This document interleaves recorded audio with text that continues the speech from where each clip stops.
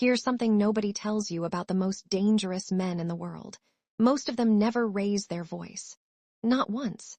This is the story of one slap, one little girl's tears, and one bodyguard who went pale enough to look like he'd seen a ghost, because he had. The sound cracked across the cafe like a rifle shot. For one frozen second, every cup froze midair, every laptop went still, every quiet phone call died on someone's lips. A red handprint bloomed across Daniel Hayes' cheek, right beside the pale scar that traced his jawline. He didn't move, didn't raise a hand, didn't even blink. He just stood there in a worn gray jacket, holding his 7-year-old daughter against his chest, her small fingers digging into his collar like he was the only solid thing left in the room. And in front of him stood the woman who just hit him, still shaking, still furious, still waiting for him to break. He didn't break. He never had. Not for IEDs, not for losing men he loved, not for the night his wife stopped breathing in a hospital bed while he held her hand. A slap in a coffee shop was not going to be the thing that finally did it. Alina Cross expected him to flinch, to apologize, to shrink, the way she believed people like him were supposed to shrink in front of people like her. Instead, Daniel only looked at her, and something in his stillness made the whole room lean backward, like the air itself had decided to take her side against her. "Daddy!" His daughter's voice trembled against his collar, barely a whisper, and that one word did more damage to him than the slap ever could. His hand moved over her back, slow, steady. The exact rhythm he'd once used to calm dying men in the back of a transport truck, half a world away, in a different life he never talked about. Now it was the only rhythm left that mattered to him at all. "I've got you, Peanut," he murmured against her hair. Then he lifted his eyes back to Alina. His voice, when it came, was almost gentle, and that gentleness was the most frightening thing in the room. "Are you done?" That was the moment real fear finally found its way into Alina Cross's eyes, though she still had no idea why she felt it. She didn't know that the man she just struck wasn't some broke, beaten down nobody. She didn't know that for over a decade. Daniel Hayes had operated in places that didn't officially exist on any map, doing work that no government would ever confirm out loud. She didn't know there were generals who still said his name carefully, like saying it too loud might summon something. She didn't know there were men alive today, fathers, husbands, sons with birthdays still ahead of them, only because he had once decided, in the space of a single heartbeat, that they were worth dying for. And she certainly didn't know that the most dangerous thing about him had never been what his hands could do. It was what he was choosing, right now, not to do with them, for the sake of the little girl watching every second of this happen. Stay with me, because what happens in the next 20 minutes will stay with you long after this video ends. If you're watching, tell me where from in the comments. And if stories about quiet strength and earned respect move you the way they move me, hit subscribe before we go back to where this really started. Because 3 hours earlier, none of this was supposed to happen at all. It was supposed to be just another ordinary morning. The day had begun with sunlight, a half-eaten waffle, and a promise. Daniel had picked the corner table at Brewline Café on purpose. From there he could see the front door, the side exit, the counter, and the short hallway to the restrooms. Old instincts didn't retire just because the man did. He sat with his back close to the wall, shoulders loose enough that nobody would notice, eyes tracking just enough that someone trained would. To everyone else in the cafe, he looked like an ordinary father in his late 30s, tired eyes, flannel sleeves rolled up, boots that had clearly seen more dirt than concrete. But a soldier would have seen more. The way his hands rested near the table's edge, never quite resting, the scar along his jaw, the breathing that was too even to be anything but trained. Across from him, his daughter Mia was conducting a full investigation into a chocolate chip muffin, scattering crumbs like evidence. She wore a purple raincoat covered in stick-on stars, one sneaker red and one sneaker green, because Daniel had long since stopped fighting battles that didn't matter. Mia was 7. Bright in the loud way kids get when the world has already taken something big from them too early. Her mother, Claire, had passed away when Mia was 4, after a 2-year fight with an illness that took everything from Daniel slowly, piece by piece. His savings first, then his sleep, then the part of him that used to believe surviving war meant he already understood what real pain felt like. He'd been wrong about that. War had taught him to survive other people's deaths. Nothing taught him how to survive his wife's. Back then, he'd been a team leader in a classified special operations unit. The kind of soldier sent into situations nobody back home would ever read about, because the paperwork never existed in the first place. He'd pulled men out of buildings that were actively collapsing. He'd carried friends out of firefights with their blood soaking through his uniform and kept walking like his legs hadn't noticed yet. He'd done things in the dark that kept other men's families whole, and never once let himself feel like a hero for it. None of that had prepared him for the hospital room, for watching Claire get smaller every single day under sheets that seemed to swallow her a little more each morning. For the night she took his hand, barely strong enough to hold it, and whispered the only thing she asked of him in 2 years of fighting. "Just promise me she'll still know how to laugh." He hadn't been able to save her. 15 years of training, and not one skill on earth could fix what was happening in that room. So he made the only promise that was left to make, and he kept it the only way he knew how. By becoming the kind of father who showed up for every park afternoon, every nightmare, every small, ordinary morning, like it was the most important mission he'd ever been assigned. He left the service, packed away medals Mia had never seen and never would, moved into a small house outside the city, and rebuilt his entire life out of school drop-offs, bedtime stories, and grocery runs. The unglamorous, sacred work of keeping one little girl's world soft, even when his own had cracked wide open underneath him. That morning, Mia had asked for hot chocolate, and he'd said yes, because she'd gone a whole week without waking up crying, without him having to sit on the edge of her bed at 3 a.m., the way he still did some nights, telling her in a quiet voice that the monsters in her dreams couldn't follow her into the morning. She'd asked for extra whipped cream, and he'd said yes to that too, because some victories only a father who's counted every hard night knows how to recognize. "Can we go to the park after?" she asked, cheeks full of muffin. Daniel smiled, and when he smiled, just for a second, the hard lines in his face remembered who he used to be before he learned to watch doorways for a living. "Only if you finish that without wearing it." She looked down. Crumbs everywhere. "Too late, then we negotiate." She laughed, and that sound did something to him no metal ever had. The cafe buzzed around them, laptops, soft jazz, the clatter of the espresso machine, the low murmur of people discussing money like it was something sacred. It wasn't the kind of place Daniel usually chose. Too many strangers, too many phones, too many people who thought price tags were the same thing as worth. But Mia loved the whipped cream here, so he came anyway. Loving someone small sometimes means walking into rooms you'd rather avoid. That's when Alina Cross walked in. She didn't enter like a customer. She entered like a hostile takeover, tailored white coat, dark sunglasses indoors, heels that cost more than some people's rent clicking against the floor like a countdown. 2 assistants trailed behind her, eyes glued to tablets, looking like they hadn't slept in days. Behind them walked her head of security, a broad-shouldered man in a dark suit whose eyes swept the room out of pure habit. Alina Cross, 39, founder and CEO of Vantage Aerodyne, a private aerospace and defense contracting firm worth billions. Business press called her a visionary. Former staff called her something else entirely. She was in town that morning to close a sensitive government contract, and the delay had put her in a mood that made everyone within earshot choose their words very carefully. "I don't care what legal thinks," she snapped into her phone, cutting through the line like it didn't exist. "If they can't finalize the language by noon, find someone who can. I'm not losing this deal because somebody suddenly developed a conscience." A young man near the counter looked up. The line's actually back." She lowered her sunglasses just enough to look at him properly. "I make more before lunch than you'll make all year. Don't confuse standing near me with mattering to me." He went red and stepped back. A few people glanced over, then quickly looked away. Wealth, Daniel had noticed long ago, has a strange way of making other people's silence look like good manners. He said nothing. Not every arrogant person in a room was his responsibility. His responsibility was the small girl across the table and the promise of a park afterward. Mia, meanwhile, had decided she was old enough to throw away her own wrapper.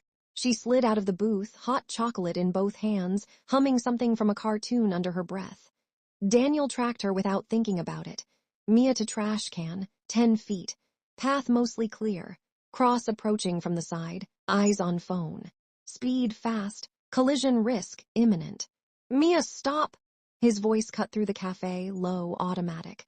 Mia froze halfway, but Alina rounded the pastry case at the exact same second, phone still in hand, eyes still down, and walked straight into her. The cup hit the floor. Hot chocolate splashed across white shoes that cost more than most people's car payments. Mia stumbled backward and landed hard, the gasp she let out turning something cold in Daniel's chest. That particular, ancient kind of cold that has nothing to do with temperature, and everything to do with the words "my child" and "hurt" showing up in the same sentence. For 1/2 second, he wasn't in a cafe. He was nowhere. He was just a father whose entire universe had narrowed down to one small girl on the ground. The whole cafe seemed to hold its breath with him. Alina looked down first at her shoes, not the child. Her expression didn't shift to concern. It shifted to rage. "Are you kidding me?" she snapped. Mia's eyes welled up immediately. "I'm sorry. Do you have any idea what these cost?" Alina's voice climbed, sharp enough to turn heads 3 tables away. "Where is your parent? Who lets a kid run wild like this?" She reached down toward Mia's arm. She never got there. Nobody saw Daniel move. 1 second he was at the booth, the next he was standing between Alina and his daughter, like he'd simply always been there. He didn't push her, didn't raise his voice. He just placed himself exactly where the danger wasn't allowed to go. "Back up," he said quietly. Alina recoiled half a step on instinct, startled by how suddenly he'd appeared. For 1 fraction of a second, something old and animal in her recognized she was standing too close to something she didn't understand. Pride buried that instinct fast. She looked him over, plain jacket, scuffed boots, a cheap watch, tired eyes. Her read on him was instant. Harmless, replaceable, beneath her. She was wrong on every count. Daniel crouched, never taking his eyes off her, and lifted Mia gently into his arms.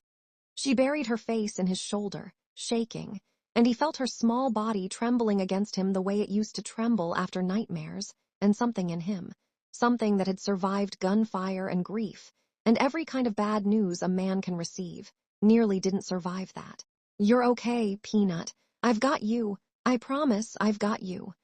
Then he stood and looked at Alina Cross like she was a problem to be solved rather than a person to be feared. "You ran into her because you were staring at a screen," he said. "You're going to apologize to my daughter. Then you're going to walk away." Alina laughed, short, brittle. "Apologize to her? That little menace just destroyed a $4,000 pair of shoes." Daniel's expression didn't change. "Shoes can be replaced." A beat. "Remember that?" The line landed harder than he expected. A woman near the counter looked away. A barista stopped wiping down the machine. The same young man Alina had insulted earlier quietly raised his phone. Recording. Alina felt the room shift against her, and she hated it. "Listen to me," she hissed. "I am Alina Cross. I sign deals before breakfast that are worth more than this entire city block. I'm here to finalize a federal contract that could fund your whole life 1,000 times over. I am not about to be lectured by some discount cowboy with a badly dressed kid." Mia flinched at the word kid and pressed harder into Daniel's neck. Something in him went very still, very quiet. "Don't talk about my daughter again." Alina stepped closer instead of back. "Or what?" The room tightened around them. Daniel didn't look angry. That was the part that unsettled people who'd actually seen real anger before. Angry men warn you, calm men have already decided.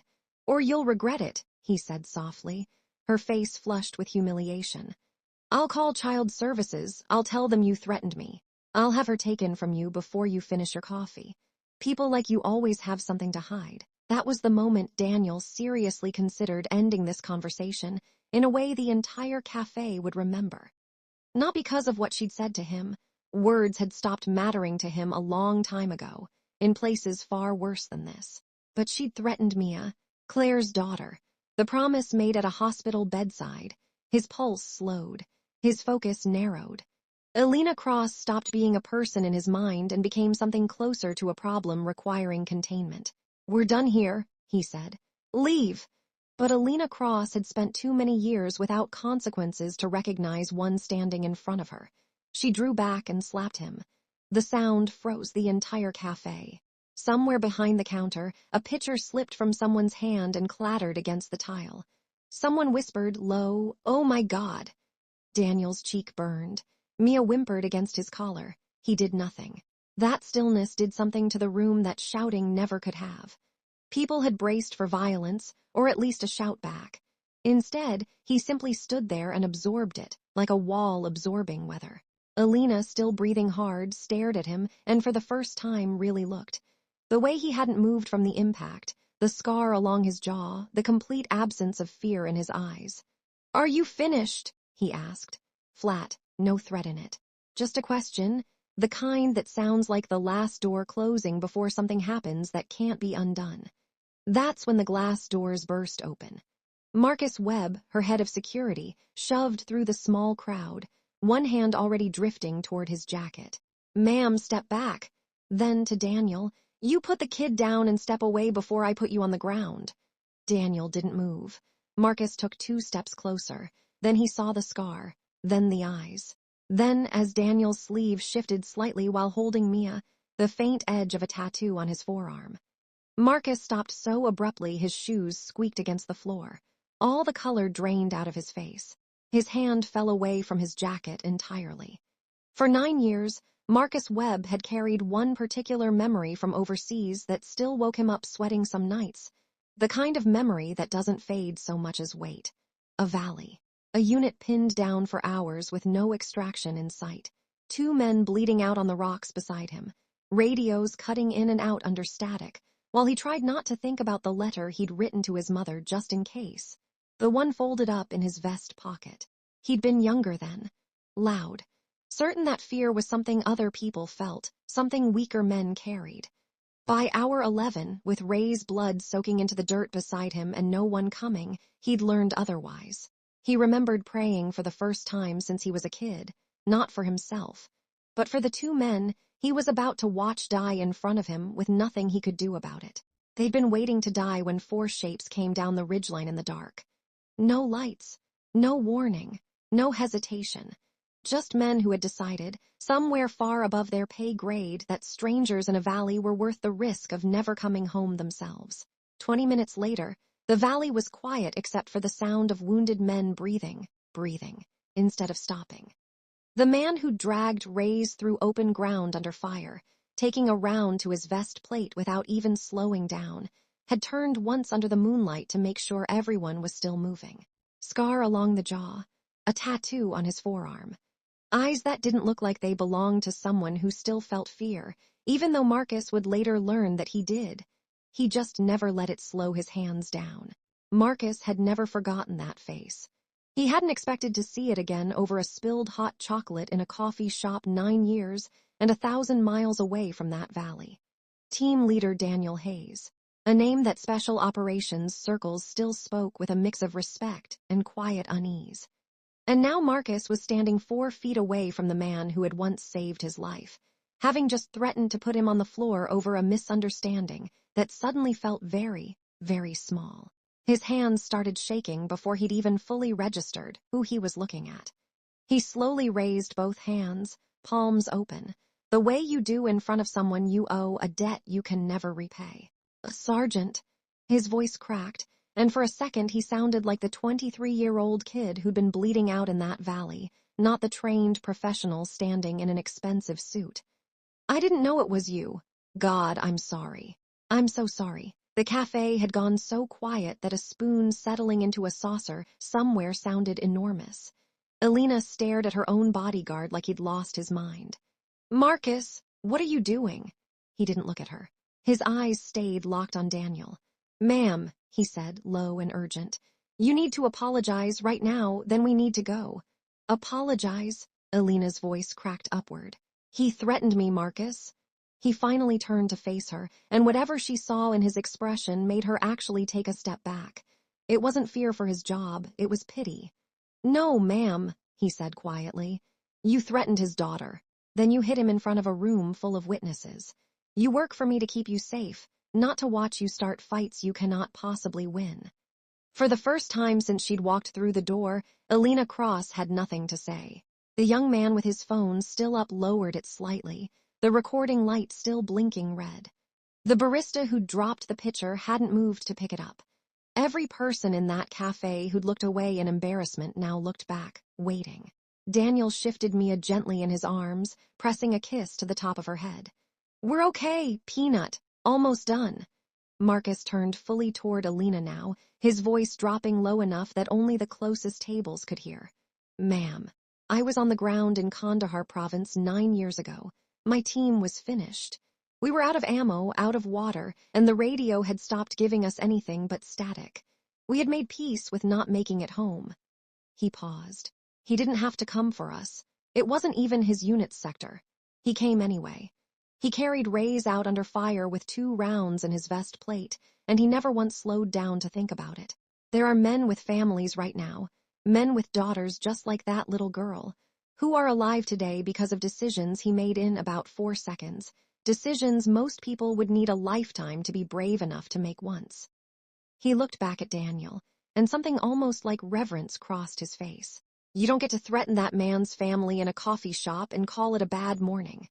Alina's mouth opened. Nothing came out. For the first time in longer than she could probably remember, money meant nothing in the room. Position meant nothing. The contract waiting on her phone, the empire she'd built, all of it shrank down to exactly what it was: noise. Next to a man who had spent years learning what actually mattered, and had simply never bothered to mention it to anyone.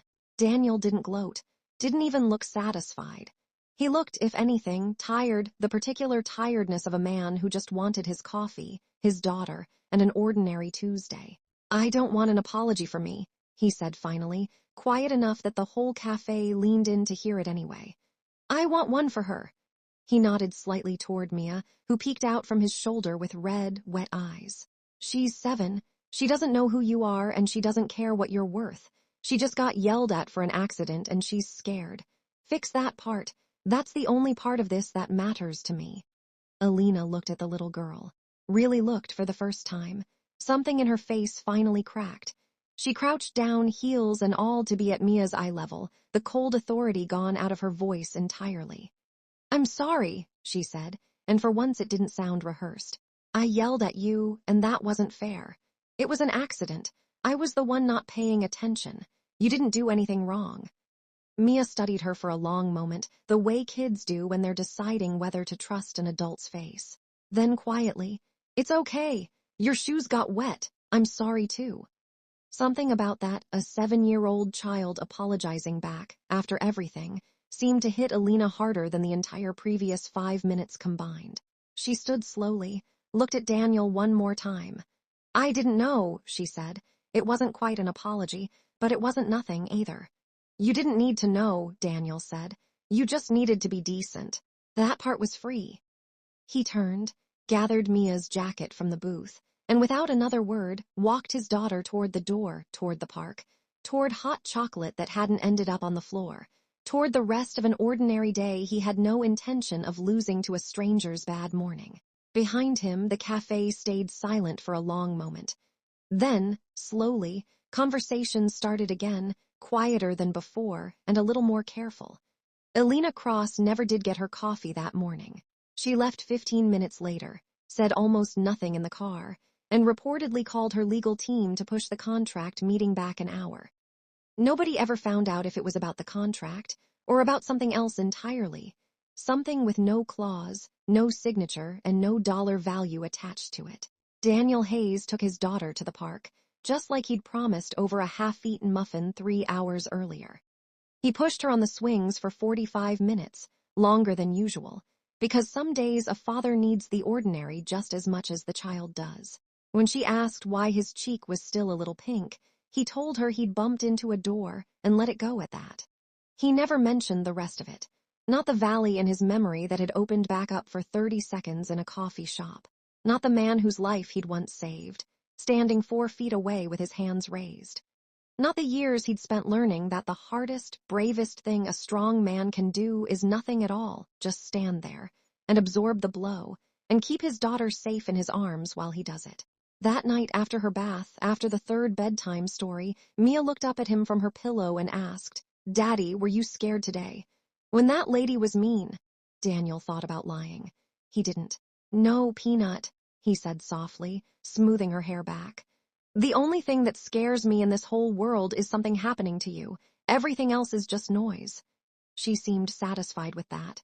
Within minutes, she was asleep, her breathing slow, and even the way it had finally started sounding again after 2 long years of nightmares. Daniel sat there a while longer in the dark, the way he always did, just watching her chest rise and fall, still keeping watch, the way he always would for the rest of his life, whether the world ever found out who he really was or not. Some strength doesn't need an audience to be real. Sometimes it just needs one small girl, sleeping soundly, to be worth every bit of it. If this story moved you even a little, tell me where you're watching from in the comments below. And if you believe in quiet strength, second chances, and the idea that real dignity never has to raise its voice to be heard, hit subscribe. There are more stories like this one coming, and I'd love for you to be here for them.